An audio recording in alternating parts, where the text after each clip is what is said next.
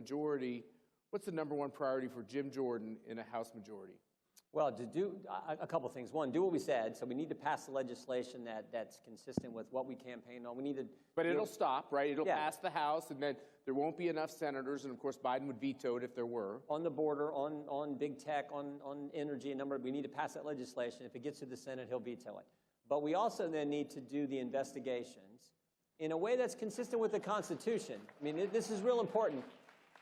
The left, the Democrats, they went after President Trump for, well, they're still going after him, for goodness sake. They've never stopped going after him. But they do it just for purely politics because they don't want President Trump disrupting the swamp like he did when he was president.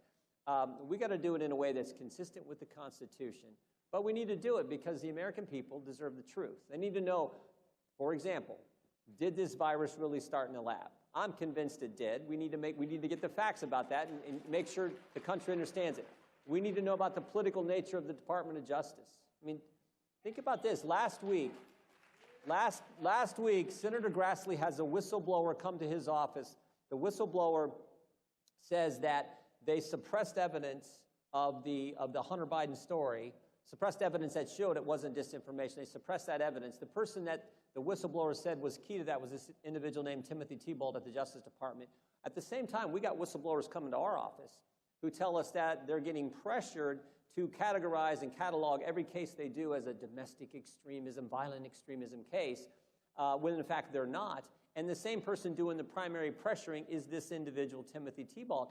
That all needs to be investigated. And when you couple it with what they've done to parents who show up at school board meetings, the political nature of our Justice Department is frightening. And so that's something, if we get the majority, we need to look at, and a host of other issues, the border situation, as I mentioned. We need to look at how did thousands of Americans' tax returns get public? That's not supposed to happen in this great country. So all those things need to be investigated just so you have the truth. Plus, that will help frame up the 2024 race when I hope and I think President Trump is going to run again, and we need to make sure that he wins. Okay, so we really, it's not unprecedented, but it's nearly unprecedented that the Department of Justice is working hand in glove with this J6 illegitimate committee on the House, and they're going after people like Steve Bannon, who's here on the grounds of CPAC, and others for not following these subpoenas, right? When you get, which is just a travesty, but when you have that gavel, and you're the chairman of the Judiciary Committee in the House of Representatives, and you guys vote on a subpoena, doesn't that put Merrick Garland in a little bit of a box? He's basically saying, if you ignore a congressional subpoena, I will go after you through the Department of Justice. You really think he's going to be consistent and do the same thing for you? Well, there's been a double standard for a long time, it seems to me. But before I get into that, let me just say one thing. There is an election in 12 days in the state of Wyoming, and there is a good person, Harriet Hagman, running for office. If you all haven't helped her, I mean, we want to make sure that she wins that race. By the way, CPAC has endorsed Harriet. We have sent checks to Harriet through our PAC, and boy, having another person who pushed for impeachment against Donald Trump go down would be sweet. Yeah, to this committee, though, I think the key point is we've caught this committee lying 8 different times.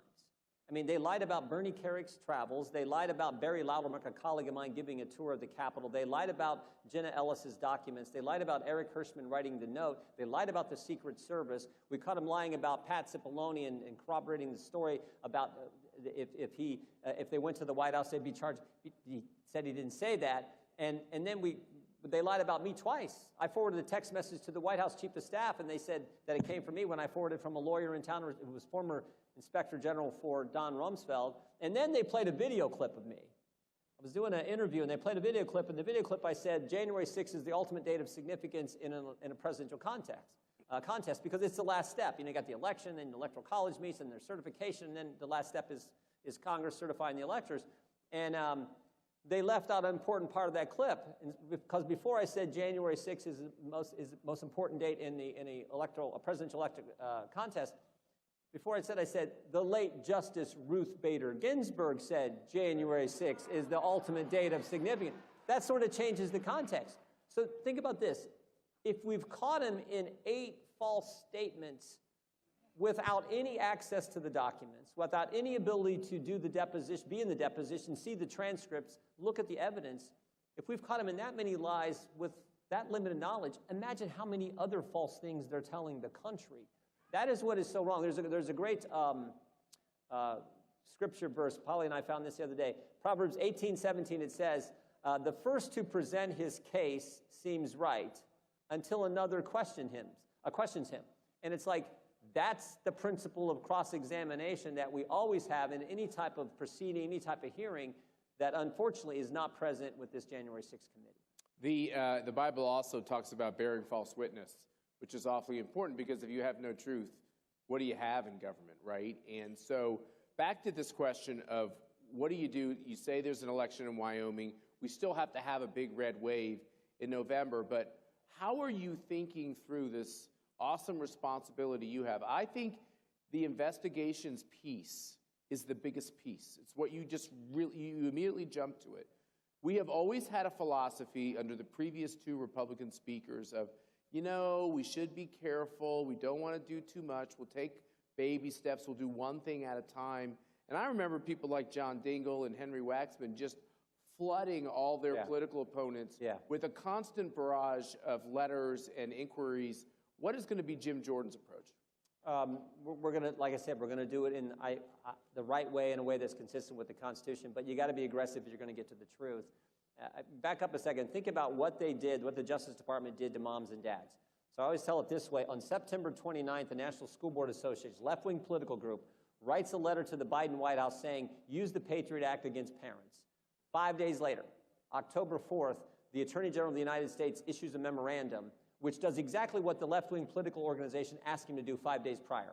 He issues that memorandum, says set up a dedicated line of threat communication, a snitch line, basically for reporting on parents who show up at school board meetings to advocate for the well-being of their child.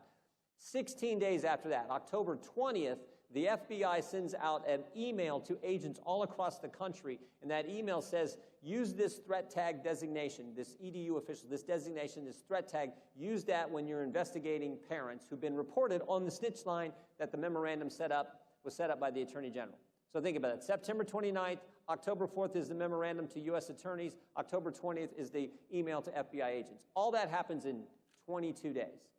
The first question you ask yourself is, when have you ever seen the federal government move that fast, right? It never happens. But when it came to going after their political opponents, their political opposition, they moved at lightning speed. And we've since learned that prior to that initial letter on September 29th, the Biden White House and the Justice Department were already talking to the school board. The letter was simply the pretext. Now we got the excuse to do what we want to do, which is to go after our political opponents. That is not supposed to happen in our government. But unfortunately it is, and we have now had, Matt, we've had over a dozen whistleblowers come to our office, FBI agents coming to our office as whistleblowers. And understand, we're in the minority. There's not a whole lot we can do other than tell their story. But they feel desperate. Yeah, they're good agents, good rank-and-file agents doing the Lord's work, and they're sick of the political nature of the Justice Department, so they're coming to us so we can begin to tell their story. If we get the majority, we can do the subpoenas and get further information and make sure the country gets the truth and hopefully stop it. The one thing Republicans believe in is